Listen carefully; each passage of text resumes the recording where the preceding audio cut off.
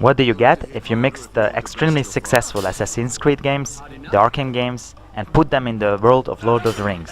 Well, you get Shadow of Mordor. When this game came out, it actually went completely under my radar. I thought that Shadow of Mordor would be one of those cash-in games again that profits of the movie license, and this was until it won actually the Game of the Year award from GameSpot. This made me check out a couple of reviews online and ultimately purchase it during a Steam sale to try it out. What is Shadow of Mordor about? So Shadow of Mordor is actually about the captain of the Black Gate of Mordor, and it's placed between The Hobbit and The Lord of the Rings. At the beginning of the game, your character and your character's family is actually brutally murdered in a black ritual where they try to actually conjure a wraith for whatever reason that you will find out during the gameplay. This backfires, and the wraith, instead of being conjured to them, actually goes into the body of the protagonist of Talion and gives him a chance to revenge the death of his family. The game is set in this map that is quite similar to Assassin's Creed, with main missions and side missions optional. You just have to go to the point, you press a button, and then you start a mission. Well, let's start with the side missions. Side missions are, to be honest, not very varied. You either kill somebody, save somebody, you collect something, or you do challenges. I did not like it in Assassin's Creed, and honestly I did not like it here. I found it very repetitive and boring, and I did around 10 or so, and after I never did another one. The main missions, they're actually quite varied and nice. However, there's only 20 of them, and they only take around between 10 to 20 minutes to finish. Therefore, that's not giving you a lot of content.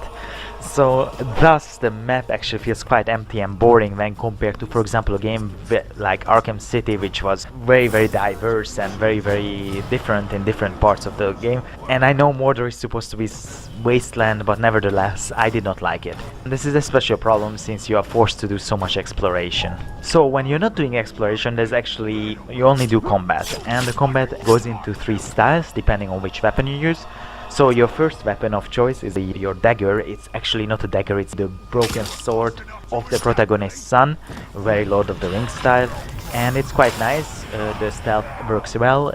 It's really relatively easy, it's very forgiving. Even when the enemies saw you, you have still a second to kill them before they raise alarm. Later you get also additional options to do stealth brutalizations and stealth branding, giving you more options to approach the same situation.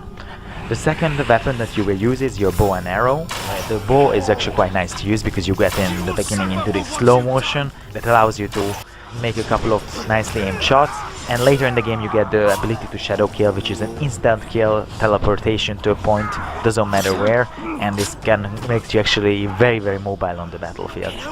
The third part is actually the meat of the game, which is the sword combat, and this is actually the combat of Arkham City, of Arkham Asylum, and it works extremely well. So what you do is you hit and you counter to the moment that you build enough of a combo meter, which allows you to execute even more powerful moves. And for example, after 5 or 8 hits, depending how highly leveled your character is, you get to do these decapitation moves of the orcs, and they are very cool and they look amazing. However, this is also where the problem comes in, that these moves are so overpowered later in the game that the challenge just goes away from the game. And this comes from the fact that the wraith that inhabits you makes you extremely powerful, so you're way more powerful than your enemies. You have these wraith abilities, you can stun enemies and then you can execute them very easily. So I find that the game got actually, in terms of gameplay, despite being a lot of fun, quite easy at the end. The second ability that you get from this wraith, and that you get it a bit later in the game, is actually called branding. So what do you do in branding is you take over the mind, the consciousness of an enemy, and for example, if you go in a camp, it might be a good idea to, for example, brand the 3 archers that are in the towers to give you help with the combat that's coming. To this branding comes actually also quite an important mechanic of the game, which is called the Nemesis system. So the Nemesis system is this new interesting mechanic where you basically see only the 25 most feared Uruks, so 20 captains and 5 war chiefs that rule the land. So what happens is that if you kill one of the captains, then until you don't die, nobody gets promoted, so you can actually really kill many of the captains, and then the probability of you meeting any of these highly ranked Uruks is getting smaller and smaller, so that's quite nice.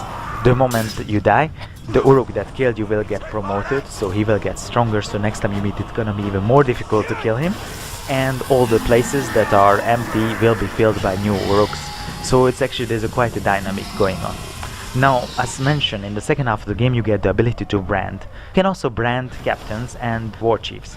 So what you can do, for example, if you brand the captain, you can ask the captain to assassinate another captain, you can cause a riot at another captain's place, or you can betray one of the war chiefs and thereby replacing the war chief with your captain.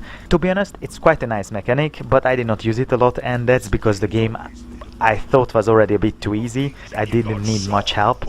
I generally just branded a couple of archers to help me, and because they were annoying during the hand-to-hand combat, but because of other than that I did not use this system at all, besides when I was actually forced to. So in the second half of the game you are actually forced to use this system quite extensively, and then I use it. It's not annoying, but I did not find it as innovative as many other people claimed it to be.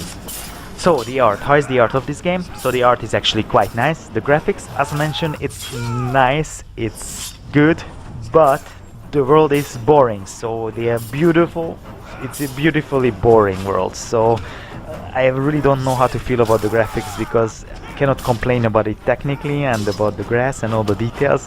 However, when I was in the map I did not feel that I knew the place, because I was not interested in the geography, because it was just very repetitive.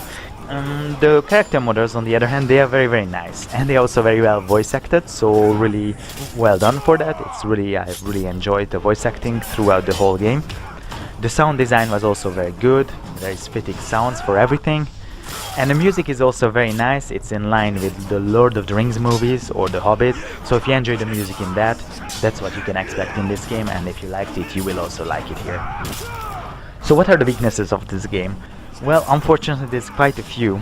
So the aforementioned exploration and side missions, then also the balance of the game, so Talion gets really after 10 hours of gameplay overpowered, and after which the game really loses the challenge.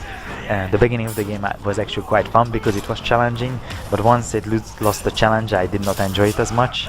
I also thought that the main story was too short with its 20 missions, and unfortunately, and this is also a big problem, the main bosses, so the 3 main bosses that you face, they're all really crappy. So the first boss fight is still acceptable, it's nothing special, but let's say that I give it a pass. But the second and the third boss fights, they're really super disappointing. I don't understand why, because I really thought that they would use their amazing combat system to do some really fun boss fights, or at least that's something that at least resembles something. And actually the main boss fights are worse than the fights that you will have with the captains and war chiefs, or even with just in the wilderness with the wild animals. So yeah, it's very disappointing. So who would I recommend this game for? So this game, I would recommend this game highly to people who like the Assassin's Creed franchise, and to a lesser extent to the people who like the Arkham franchise. This game could have been absolutely amazing, but it's not. It's really not. It's just simply it's a good game. So this game gets a 7 out of 10.